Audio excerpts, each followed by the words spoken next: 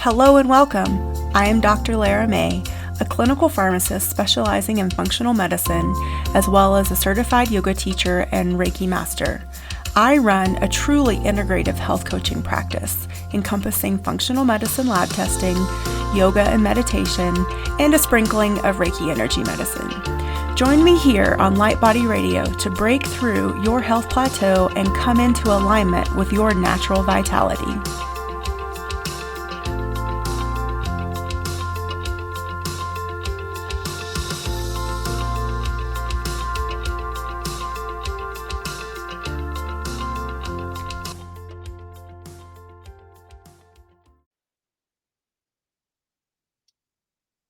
Hello and welcome to Light Body Radio. I'm your host, Dr. Lara, and today we have with us Natalie Viglione.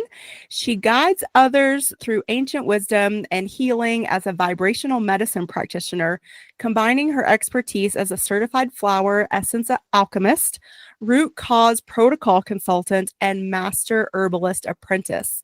Her healing work explores the transformative spaces where dimensions meet, weaving ancient wisdom and modern protocols to address every aspect of being, physical, emotional, and spiritual.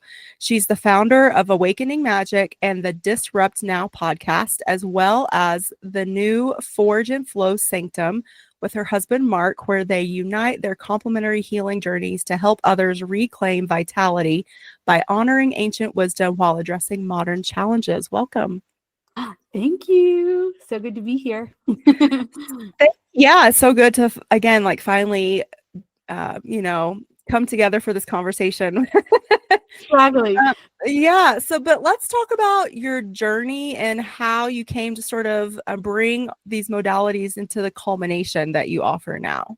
Yeah. Woo, that's a weaving, winding one. But as you well know, as I know you know, and many listeners know, the quest to heal is an intriguing journey for sure. The interesting thing is when I do that analysis of looking at the entire timeline, it really began before I was even born.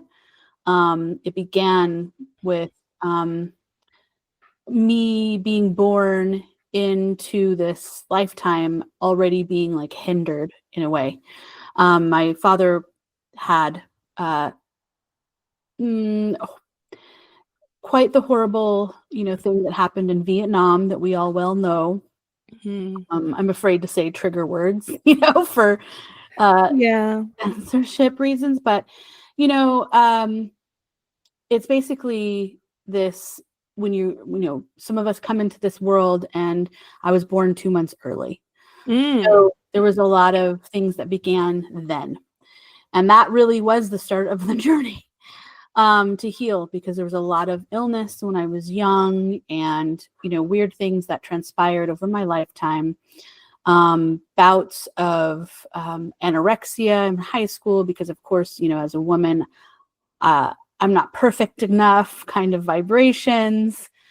But ultimately it led to the point where I had been in corporate for about 17 years before I launched my own sacred mission, as I call it, or AKA the business. That was literally, I got a little burnt to a proverbial crisp, both on the inside and the outside.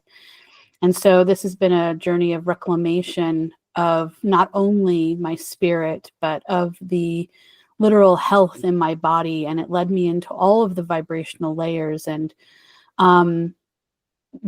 because a weaving and winding path to realize that even through the ancient trainings, I would say the primordial trainings of the master herbalism, and weaving into Ayurvedic, and Chinese medicine, and all these, as we well know, very sound healing practices, what I realized is it's, many of these things are also not getting into the layers that are consistent and happening to us today.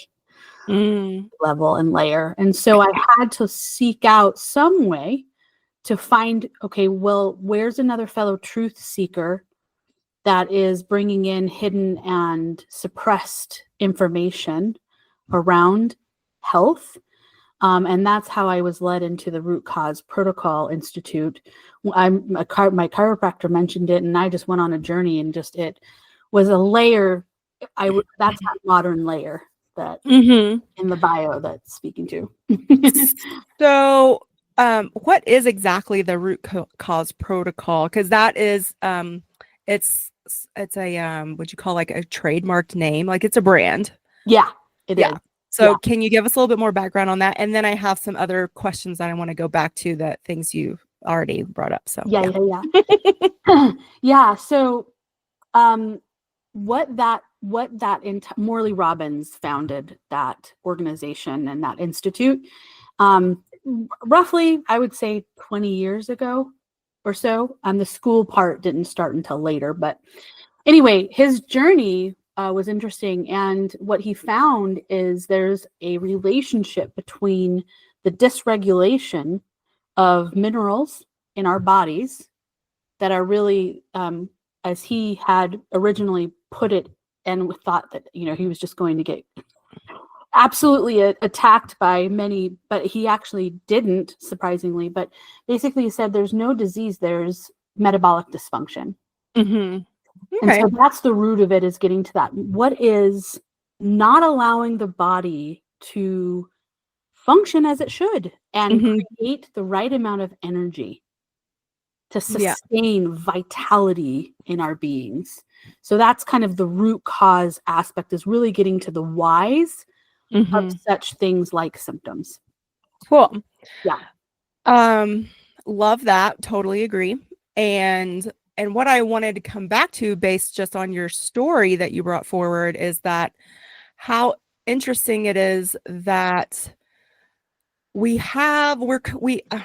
I think, I'm of the personal opinion that we have sacred soul contracts, and that I definitely believe in free will, but I do also believe there's some decisions that our soul makes before it incarnates, and how interesting it is, how we come into the world. Like you said, you were 2 months early, or, the parents that we're born into, and that dynamic, and their, cultural and ancestral journey and baggage and trauma, and how that impacts us as well.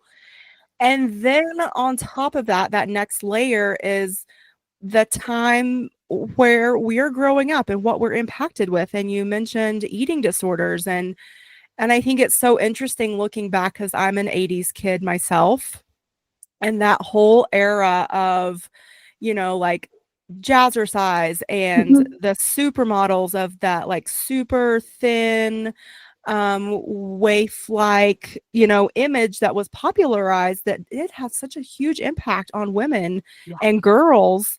And all of the things that I think a lot of us had to go through, whether it was a full-blown eating disorder or not, reconciling and learning to love ourselves, like knowing that we're not many of us are going to look like that, and that's okay. That doesn't mean that there's something wrong with us, but still, like, having to sort of like deprogram that. And then lot of transmutation. Right. And so, like, and then associating that with our health, mental health, physical health, and what vibrations. So bringing it into that vibrational medicine, too, like, because if we think about like the scientific side of nutrients, all the way down to the organic chemistry, like they all have their own structure. That structure has its own geometry. That geometry literally has its own vibration. So each nutrient vibrates at a certain, wavelength. And if our body is not also vibrating, then it's not going to absorb, not going to metabolize, it's not going to function optimally, and our body's not going to be in homeostasis, right? So that, like, sort of grounds, I think, what. And I love my listeners, but I know I have the full spectrum of those that are like into the woo-woo, like you and I, and then others that like listen for my functional medicine aspect and like love that stuff. But what I love to do too is bring it, ground the woo-woo in the science, because it really is based in science. Like, and as we start to have a deeper understanding of that physics and the metaphysics, and like, I feel like sort of like come back to uncovering like what Tesla knew and what Einstein knew, like these totally, yeah, these scientists, but also like spiritual, like these two men specifically had a very strong spiritual practice and or religious, and so it's not like these things that they were studying and trying to figure out happened in a vacuum of atheism or even agnosticism. So I think that's also important to sort of remember. Totally. Sorry, went on a tangent there, but no, great. That's it. It's like that bridging, it's that whole like understanding of what a bridge means between esoteric wisdom and foundational wisdom that we can actually like latch onto, and because it is there. It's there. We just to know where to look for it, essentially. Yeah, well, and it's so interesting. I mean, because I guess since Tesla and Einstein came through in this conversation, if we think about again, like what they knew when they were alive and what they brought forward, but then also specifically from the perspective of Tesla, how much of that information was suppressed by our government and or the powers that be. If you think about JP Morgan and that whole corporate entity as well, but now it's coming forward. And I think that's interesting in terms of in sort of the little form that I like to send out to all my guests. You mentioned the earth is purifying. And I think that is an illustration of that level of purification, or like the unfolding of the lotus flower, that opening, that peeling back the onion, so that we can all know truth more. Truth with a capital T, the big T truth. Yeah, exactly. if that's possible. Biggest T ever. Yeah. Yeah. So talk about that with us a little, if you don't mind, just what that means from your perspective. Yeah, the purification component. So for me it got really noticeably bad. Like I felt like I could barely function. This is some time ago, some years ago now. I'd have to do the math, but let's just say 7. And that was what began that, okay, well, what's really happening here? And I realized that many that I was like going to seek out and gain consultations and wisdom from, it became a detoxification conversation.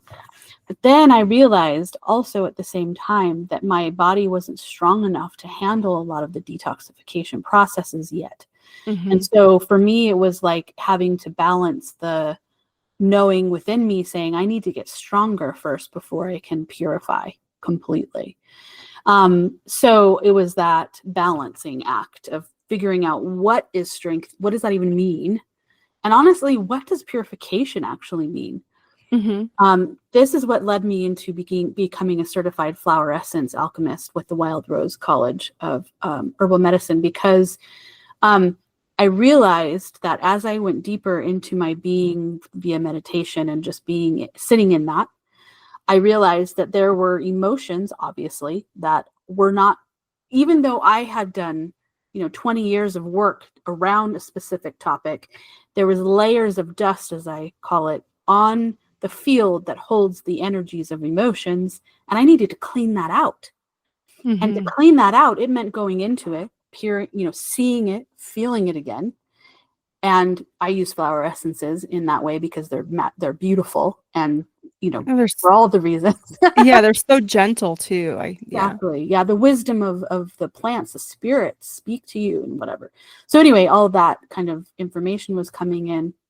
And so as that unfolded, I was in deep communication, with Earth, with Gaia, as I would say, with Pachamama. So many names, doesn't matter what the name is. earthly mother, let's just say. And I was being shown that that's exactly what the earth is doing that same exact process, purifying literally from the inside out, from the waters within, deep within, the subterranean levels within, the astral. So, the astral realms, the same energetic fields that we hold, the earth has as well. And so all of this is happening simultaneously, and therefore we are being asked to do the same exact process in order to keep up with Earth's vibration and our vibration upgrading and leveling up, if we will, as well. So that was about it. It really felt much better to me to know it at that magnitude, because it made sense as to why everything came. It was like when I left corporate, everything came. It was like 17 years or however many, my whole life, maybe up to that point. I'm in my late 40s now. So, it came rushing up to me and like hit me and like dropped me to the ground. That's what it felt like. So. And I think a lot of people can resonate with that. I really do. And it's interesting, even like if you look at like the last, 5 to 7 years, like 5 years ago was 2020, and everything that unfolded during that year and the subsequent years, I really feel like, again, just like sacred, from the perspective of sacred contract, if you think about like the great awakening that happened with that, like we were all sort of forced into this hibernation at different levels, and then this reemergence, and with more knowledge, more awareness, maybe more than we really wanted, but sometimes it's necessary, and then to really, you use the term level up, but I also think of it as a level of like spiritual growing up, and really, putting our big girl and big boy pants on, and, taking responsibility for ourselves. I think that responsibility. Yeah. That was probably one of the biggest things that I've seen. And again, it's a choice, so not everyone has chosen that. Yeah. But I think there has been a big awakening, and that's also why the root cause protocol, I think, like really resonates, like functional medicine in general. More people are finding that and resonating with that. And it is because it's empowering. You are being asked as the participant, the patient, the client, whatever label you want to put on that, to step forward and say, I am the creator of my health. Yeah. I get to decide. I'm going to stop giving my power away to a system and a structure that doesn't serve me. Exactly. And is really not looking to heal. It's just looking for a Band-Aid and then a price tag with that. So, yes. So it's so interesting, especially again, from that high, that bird's eye perspective of sort of globally looking at it like, okay, where have we been? Where are we going? What are we doing now? Yep. And it's interesting, as you and I and many of us have known or felt, very, I was always very mindful of what I was taking, I was always working out, I was very mindful of that for my entire existence. But the one greatest lesson that I've taken away is that there was not enough rest. My nervous system was a complete, as most in this realm, we think that we need to work hard, play hard. And that is such an inverted truth. And living that life for as long as I did, I came out on the other side of it when I was being able to peer it and really look at that. And I was like, it is amazing I'm even alive. Yeah. Like when you really see the play, running, in races and like, I was living in New York City it was just like, wow. So that falling in love with yourself, not in the distorted way, but in the sacred way, self-love on a level that I had never anticipated or even knew existed, came out from all of it. So the beauty of that underlying, those underlying aspects are really the gems. Yeah, well, I mean, it's so much a part of American culture to just go, go, go, go, go. Mm-hmm. And again, one of the silver linings that I think came out of the last 5 to 7 years is that the term burnout has finally made its way into the corporate world, and we know that it's not a good thing and that it can't be sustained Yeah, and it shouldn't be sustained, and that there is and can be a balance, and that you can still have a certain level of productivity if like if you're looking at it from the corporate perspective, but even in a personal perspective, like in a small solopreneur business, or a private practice, yeah, and or personal practice, what does that word productivity mean to you? What do you want it to look like? How do you want exactly. it to show up? And I think that's the other thing, is like realizing that we get to set these definitions. We don't We do. have to go along with the culture that our parents and grandparents gave us. And God bless them, because every generation does the best that they can with the tools that they have. So definitely, I'm not coming at this from a place of judgment, but again, from this place of awareness and Yeah, that emotional adulthood and choosing. exactly. Yeah, it's interesting. Like, I think when we begin to see the levels that are unraveling, um, beautifully, so the systems, the structures that did not serve anyone's highest good, especially this earth and the living, breathing organisms of this earth, we see that um, it's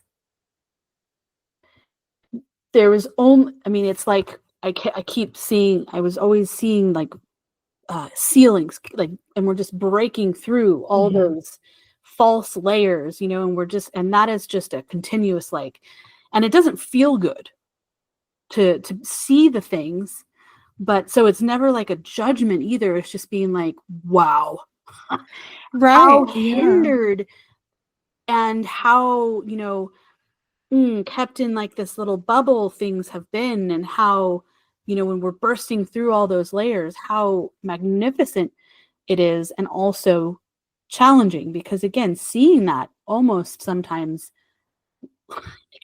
takes you to the ground a little bit, of like, oh my god, oh my heart, the grief, working through all those layers of just what has transpired up to this point. Yeah, I mean, and it's still hugely happening right now. And it's Oh, just so interesting to watch the resistance yeah, to the change. yeah, And and again, like, not coming at it from any one political side yeah, or perspective, but the symbolic thing that's happening is there's a change agent, and there is change happening whether we like it or not. And how do we get to choose to think and feel about it? I think that's the other thing too, is that it's really challenging the perspective of victimhood.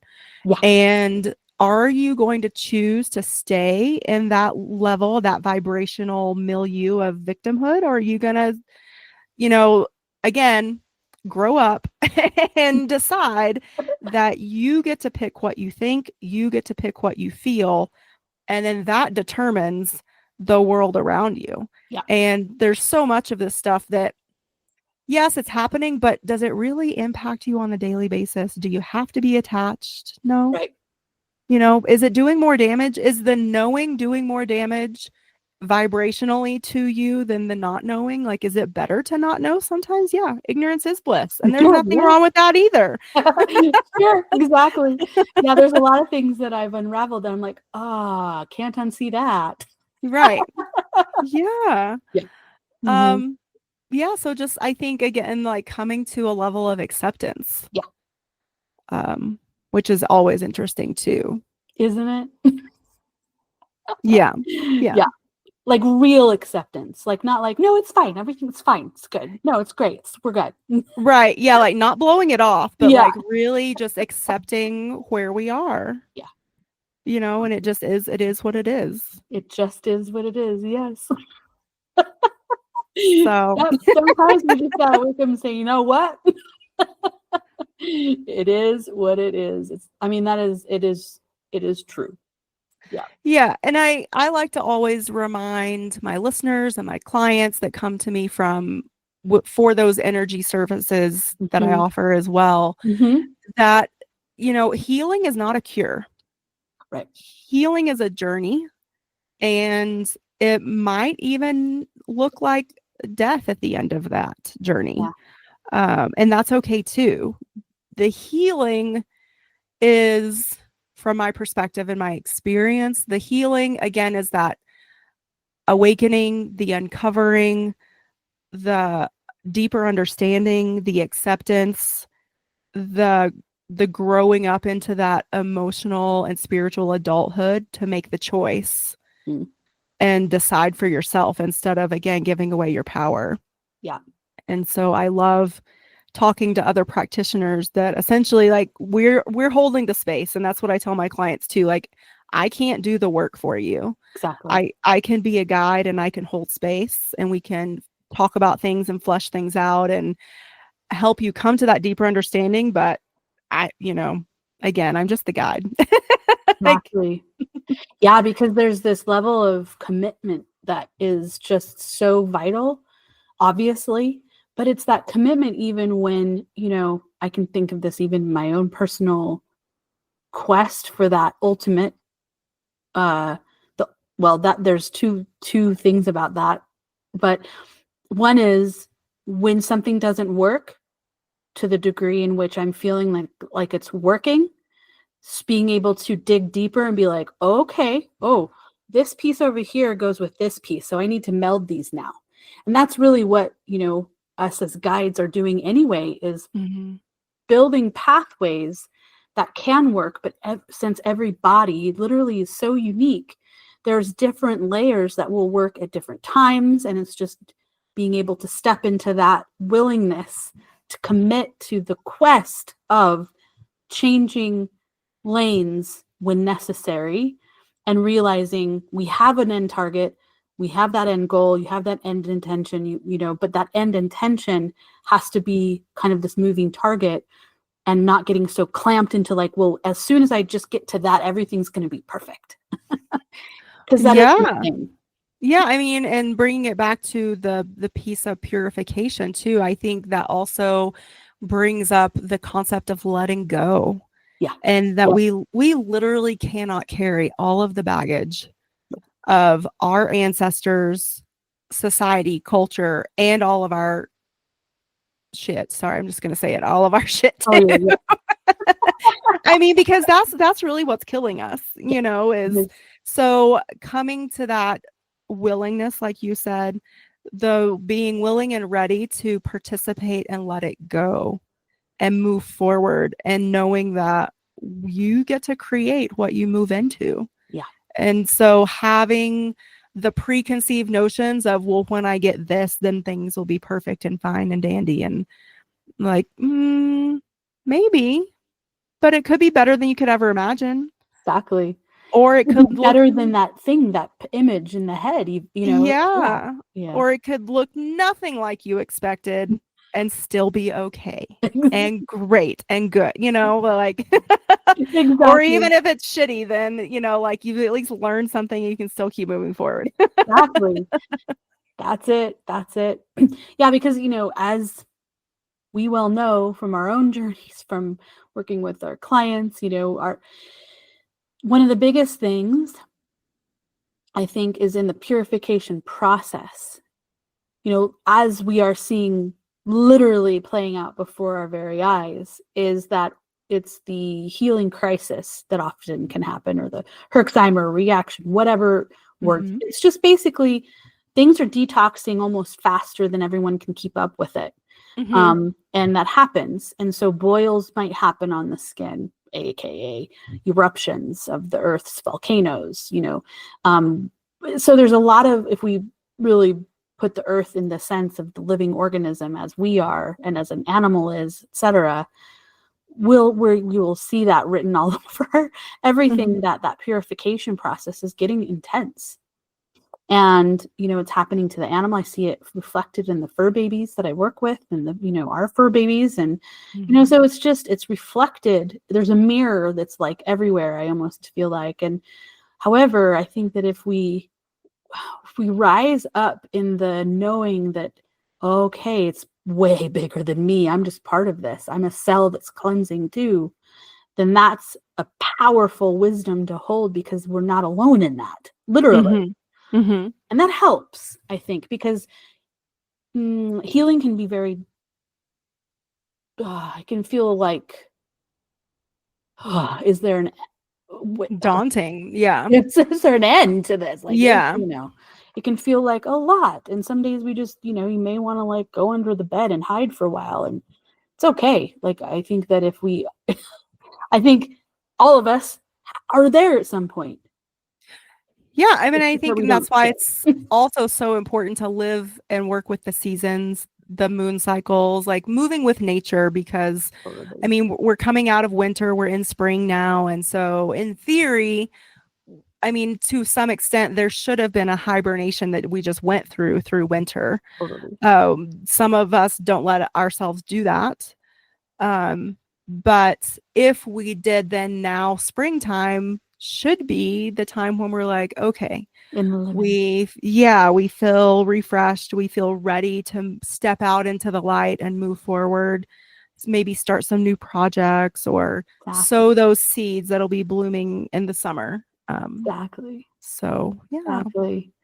Yeah, that's been one of my largest, I would feel, one of them anyway, reclamations of last year. I did a whole series around the sacred holy days, as I call them, but it's just the equinoxes, solstices, and things, and moving truly in rhythm of nature. And not only was that so empowering, but as that expands and more and more and more of us follow those rhythms, sacred rhythms again, I do feel that actually is creating more symbiosis, like to the positive for things. So, we think that, well, I'm on a journey. I'm going to do that journey. That would be great. Well, that's just one more layer of the ripple of empowerment that's happening, which encourages the rest of the vibrations to upgrade.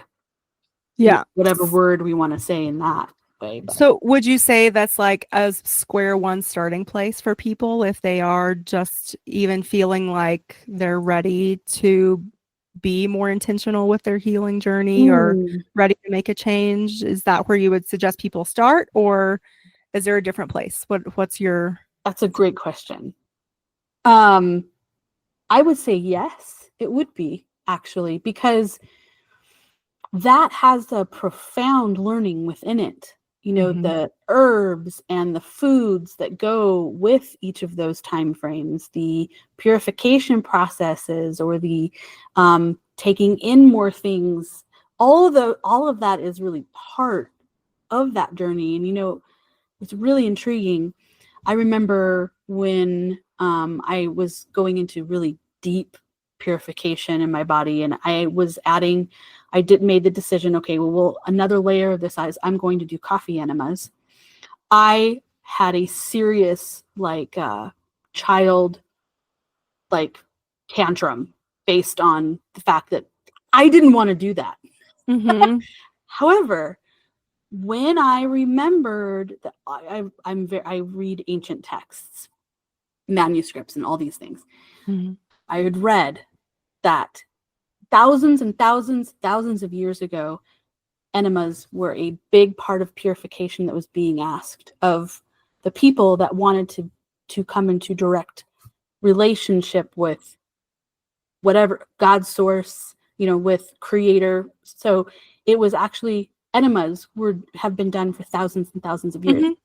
When I remembered that, I was like, okay, I got it. Okay, I can do this, Yeah. So, that's part, even things like that are part of those sacred rhythms with Earth, literally mirroring and matching the energies of cleansing and, like you said, the rest and relaxation, and then the, building up and doing new things. So, I mean, it's a powerful healing journey to go on just with that basic awareness alone. I mean, it's been magnificent from even experience. Yeah. So I would definitely agree. I would also just add on like moving with the daily rhythms too, like Yeah, moving with the light and the dark, waking up totally. ideally with the sun and going to bed with sunset. I know that's hard for a lot of different shift workers out there, but there's still ways that you can optimize Yeah. those cycles and rhythms. Working with a guide for sure, a practitioner that also understands this and can guide you through it. Yeah. And then, one of the things that I learned when I was moving through an Ayurvedic protocol with a practitioner is that there are so many more Ayurvedic enema protocols that don't necessarily involve coffee, because coffee can be very stimulating and stringent, and for some that is what some bodies need, but not others. Others need like Right. more the oil based and the soothing and the um anyway, so it's just really interesting. So Yeah. definitely purification is definitely a necessary piece Yeah. of even just maintaining health. But like you mentioned earlier, like your body has to be well enough to tolerate the purging that goes along with that. Yeah. And so that's one of the things that I also work with my clients is making sure they understand, okay, like one of the reasons we focus on the gut first is because you need a healthy GI tract that goes all the way from your mouth to your anus and Yep. everything in between in order for your body to be able to handle that purification that we will need to do. But, Exactly. maybe doing a detox is not your first step. Totally. And that is the biggest that's the biggest layer I do love to share, and that's important to share because I think sometimes that's the first go-to. Mm-hmm. And I felt that even in my own journey, and I was like, no. I mean, a perfect example is, I went on so if I did, it was way too early in the game, but I was like, you know what? Give it a whirl. Let's give it a whirl. Let's just test. And this was under, guidance of a practitioner. And I wasn't I wasn't resonating with it, but I, again, was at that stage of like, let's just give this a whirl. Like, I don't know until I know. But it confirmed the inner knowing that, I did 5 days of just a fast, just water. And the fast itself wasn't difficult because intermittent fasting, that's just been kind of natural. So it wasn't that part. It was the fact that I actually gained weight during that process because my body was freaking out. Mm-hmm. High stress. And so if the nervous system isn't under more, again, I guess the word would be symbiosis or more of alignment and able to move through, from rest to, and move back and forth properly, then it puts us as humans and even animals into a much more difficult spot. Sure, absolutely. Yeah, Yeah. I work with clients all the time. It's one of the things that I specialize in and help a lot of people with is insulin resistance and Mm-hmm. balancing blood sugar. Mm-hmm. And I can't tell you how many times I'm doing everything right. I'm eating all the things. I'm exercising. Why am I not losing weight? Yes. Yes. What's your stress level? Where is it? How are we approaching your cortisol? Like what's Yeah. really going on? Have you loved How your adrenals yeah. today? How are you obsessing over this protocol and it's stressing you out more? Let's Yes. Yes, because even the healing of the healing is stress. Yeah. Yeah. Totally. So tell us about your Forge and Flow Sanctum, or like all the things that you offer. Like I'll let you just tell us which ones you want to bring, Yeah. awareness and attention to. Yes.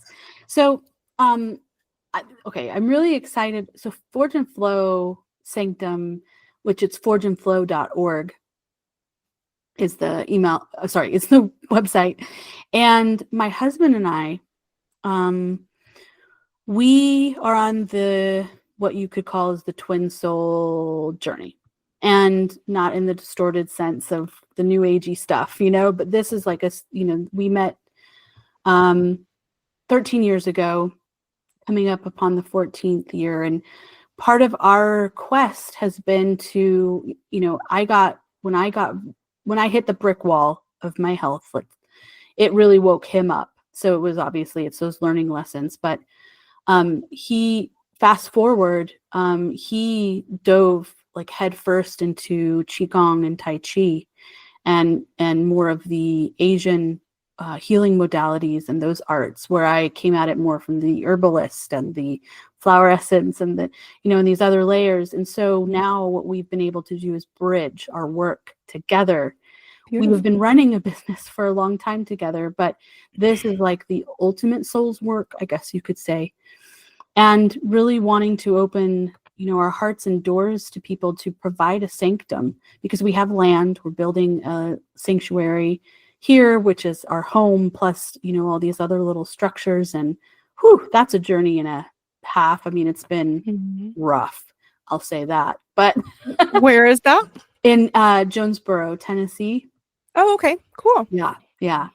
So we're coming up into the final throes of actually at least having the home part done, and so it's all coming to that culmination, and we're finally at that layer to where we can launch it on the virtual side, and then layer in the in-person, in the next year or so. Which we are just, this has just been so long in getting built up for this to create it, that it's just been like a bit.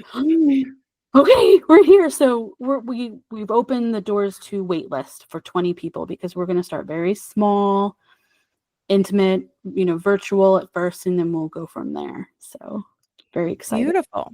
Yeah. Beautiful. Yeah. And what about awakeningmagic.com? What will people find there? So what people will find there is really celebrating the divine spirit within. This is where my vibrational medicine work is built into it. As also, I offer the sacred rhythms with the earth. So it's the wheel of the year, quote unquote, journey. Okay. And activations and such for, again, getting back into that divineness that we hold within. That's really what Awakening Magic is all about.